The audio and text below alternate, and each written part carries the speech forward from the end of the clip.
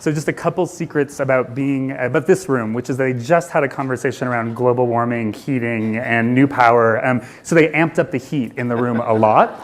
So you could really empathize with what the issues are. So just one thing. And then the other thing is that Tom and I like to think of ourselves as free-range presenters, but what you might not know about Aspen presenters is that we all have leashes on us. So we actually can't get far. So just so you know, we're stuck. So if you need to talk to us, we're right here.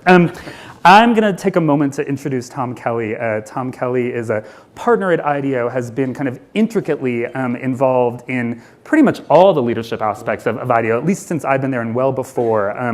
Works with his brother David Kelly quite closely and has done just some amazing things for us as an organization. I think one of the things that Tom does that we value, or at least that I value most around the work that he does at IDEO, is that he's a chronicler of the things that IDEO puts out in the world and the kind of methods and things that we think about. And so if you do know Tom's work, he's actually written several books around innovation and how innovation applies to many, many things. So Art of Innovation, I believe, is the first one, 10 Faces of Innovation. And the point of a lot of his work has been, how does innovation design methodologies apply to the business world primarily? I mean, that's actually, I think that's kind of a lot of where he's been.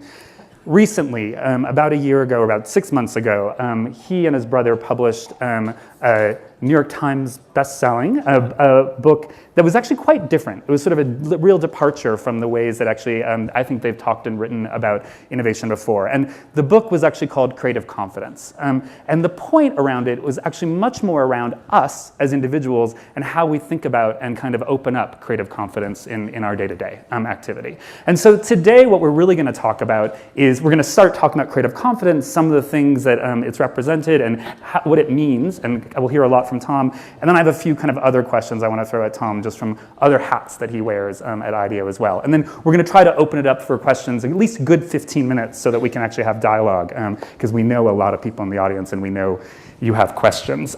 So I guess I want to start with just a really basic one, which is in your mind as you've been writing about it. What is creative confidence? What does it mean? Sure. We stumbled on this idea a few years ago, and when I'm sitting next to somebody on the plane and talking about it, they'll say, "Oh yeah, creative confidence, I know about that," and they start in and we start this conversation, and then almost always they'll stop partways in and say, "Wait, what do you mean exactly?" Right? And so we found it's quite useful to define a little bit, and so we think of creative confidence as two things in almost equal measure. The first is the natural human ability to come up with great ideas. And we really believe this is natural. We think everybody's got it. Some people have successfully buried it a little deeper than others, but it's there, and everybody, and we watched it. We interviewed 100 people that successfully unburied it. So it's half that natural human ability, but it's the other half, and probably equally important, is the courage to act on your idea.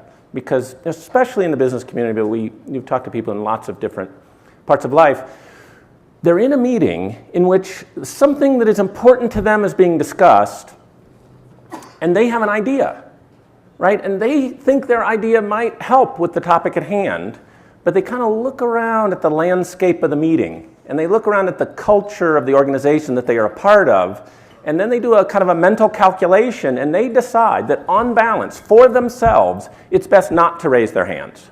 If I raise my hand, people might think I'm weird. If I raise my hand, I might attract the attention of the devil's advocate. If I raise my hand, gee, that's a lot of work, I'm not going to raise my hand, right? And so they don't raise their hand, and that idea, we don't even know yet if it's a good idea. They're not sure, they think it might be. The idea runs down the drain. Meeting ends, they go back to business as usual. And so you got to have both, right? You got to have the ability to generate that idea and the courage to at least voice it and hopefully act on it, prototype it.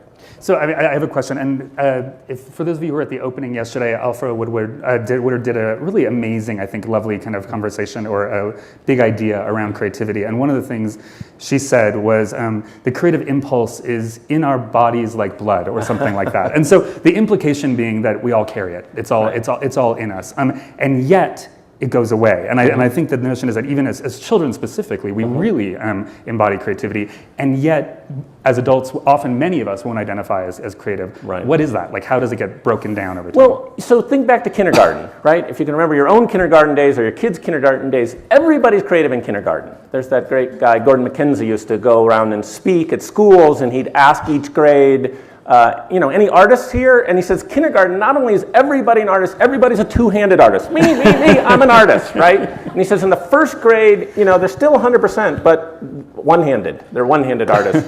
And then it progresses, and he goes through and he gets to the end of the school day, and he's talked to all these groups, and he gets to the sixth graders, and so the sixth grade, a lot of this starts happening, researchers say, right in the fourth grade is a pretty pivotal moment for this self-description about being creative. So he asks the sixth graders, any artists here? And he gets 2 or 3 hands, people, and they're nervously looking around, like not wanting to be judged by their peers, right? Oh, people are going to think I'm weird if I raise my hand and say I'm an artist, right? And so Gordon McKenzie says to the sixth graders, he says, hey, wait.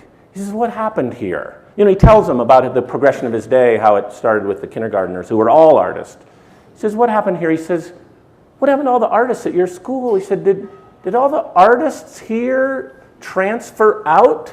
Are they all at art school, leaving just the non-artists behind here? And he said, no, I think something far worse. He says, I think someone or something has told you in the last 6 years that it's not okay to be an artist. And he said, never mind everything else I said today. He says, kids, I want you to go home. I want you to remember this. It is okay to be an artist, right? And so what happens, one of the things that happens is a really interesting breakfast this morning. We were talking about failure a lot. And people do fear failure, even though we know that's how you learn, right? Skiing, right? We were in one of the great ski resorts of America here. Anybody ever learn to ski, right?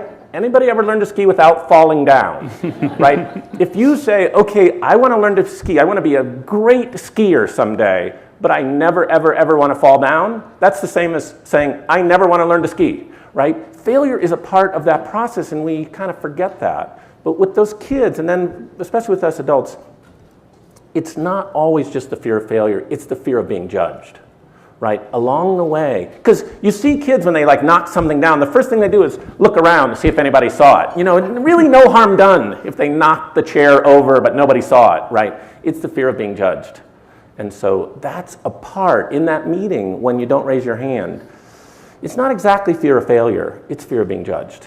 And so you got to kind of overcome that and say, I'm not going to be perfect, but I'm going to try stuff. And if you can develop that attitude, it unlocks a lot of that creativity you have inside of you.